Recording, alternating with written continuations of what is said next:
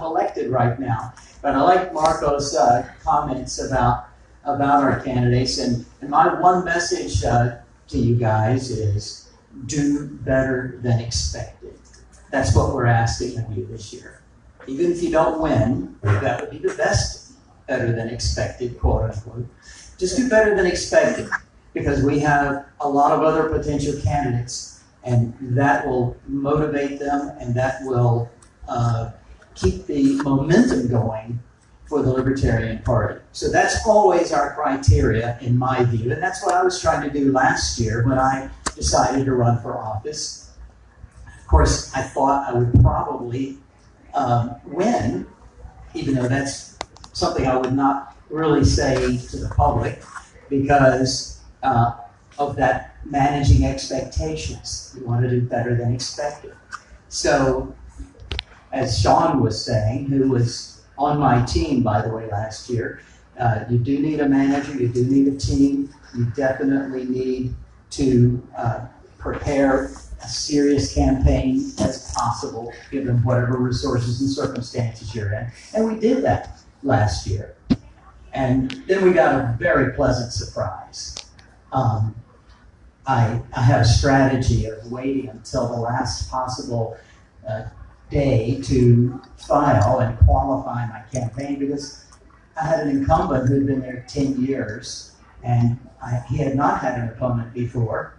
And so I didn't want to give him a chance to marshal his resources. I figured he'd be a little rusty. And so we have a lot of work to do without going public. And so we proceeded to do that and give him a little surprise. And I think we kept it a secret. He freaked out and withdrew. Oh, so wow. I didn't have a campaign. I just got elected. Wow. That was awesome. I'll take that. Flanked them. I'll take that. That's the Altamonte way. One of my fellow commissioners has been sitting in his seat for, if I remember correctly, 18 years now.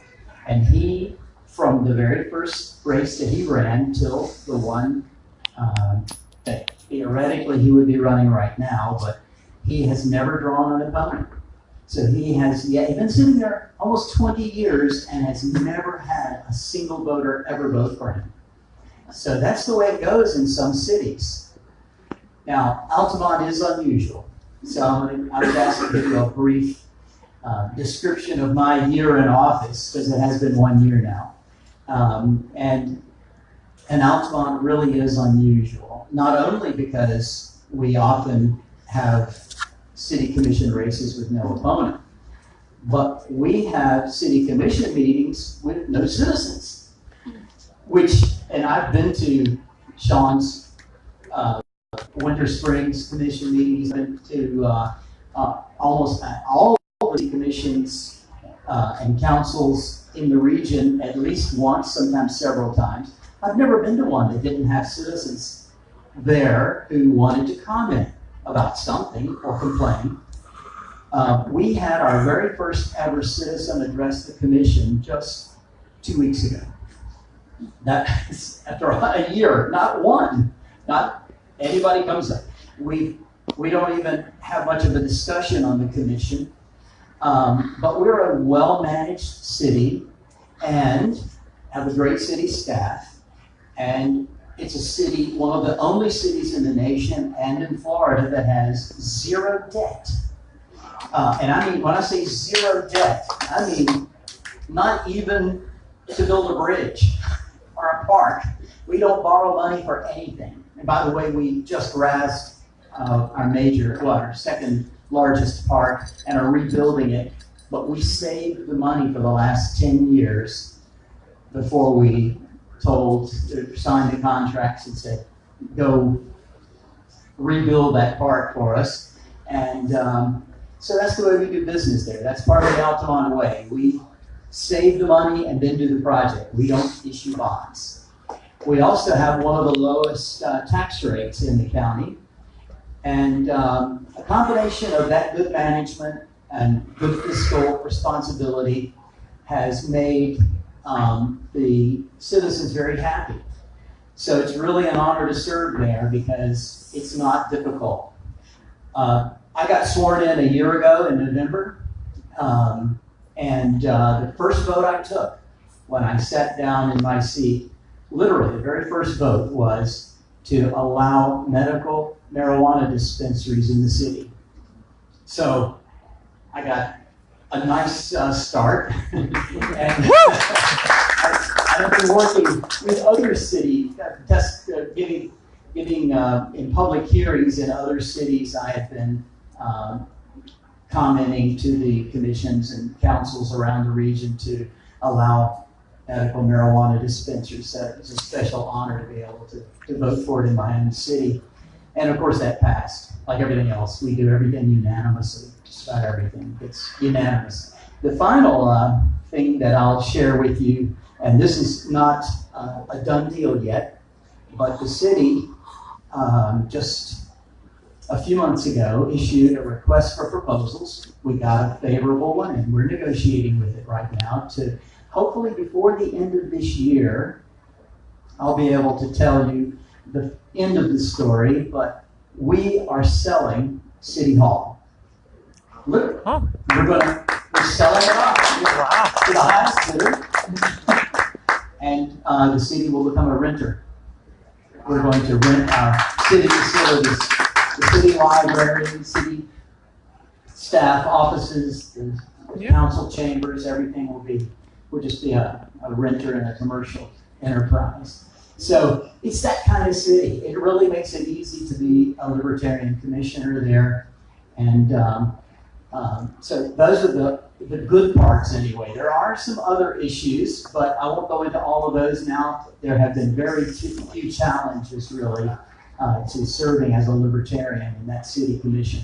So I'm very lucky. I don't want to raise your expectations falsely that you, if you get elected to the city commission, that you're going to have it so easy. But so I don't think there are too many cities like Altamonte. And by the way, I should, as a commissioner, I have a bit of an obligation to be a bit of a cheerleader for my city. We just won 2 weeks ago an international prize. It was against all major cities around the world. Nothing remotely as small as Altamonte Springs. We're talking about cities like Amsterdam and Tokyo, and we came in number 2 in the world for water quality and for water purification. So, in fact, we're the only city in the United States that can clean wastewater to surgically pure, even beyond drinking water standards. That's what we got the award for. It's called Pure Alta. If you want to look up that project, it's really interesting. We're the only city in Florida and one of the only cities in the United States that takes water, which is a precious resource, remember, takes water from the interstate and reuses that. We have every home in Altamonte 40 years ago, which was also an innovative project at the time. We piped a gray water or reclaimed water pipe to every home so that if you want to irrigate your yard or wash your car, you don't use the expensive cleaned water. So we take that interstate water off Interstate 4 out here, we put it into that system. We're the only city in Florida to do that. And we saved the Florida taxpayers, by the way, a few tens of millions of dollars building a retention pond where that water would have gone. So it goes, and by the way, we send a lot of it to a pond. We send the water we don't use, we pipe it over and give it to a pump so that they can do with it whatever they do. Anyway, so that's just some general idea that Altamonte it's not just well managed from the tax and borrowing point of view, but it's well managed also in innovative ways, like with water. So I'm proud to serve. Everybody knows I'm a Libertarian. It's, by the way, if you go to altamonte.org and look at my bio, you'll see it proudly states there that I was a former national chairman of the Libertarian Party. So it's not some secret at all. Everybody knows it. And so I'm glad to represent the Libertarian Party and help our image and reputation by serving in this position. More news coming. I'm just into my first year right now, and re-election is next year, so I'm not campaigning. This is not a campaign speech. No request for donations. I walk my city. In fact, I did some today for Sean, handing out brochures for Sean. And so it's a pleasure to knock on the doors and say to people, I'm your commissioner, and I've got another Libertarian for you to vote for now. Well, another report next year, and I'll keep you informed how things go. But I'm very happy and honored to be serving in Altamonte for you. Thank you.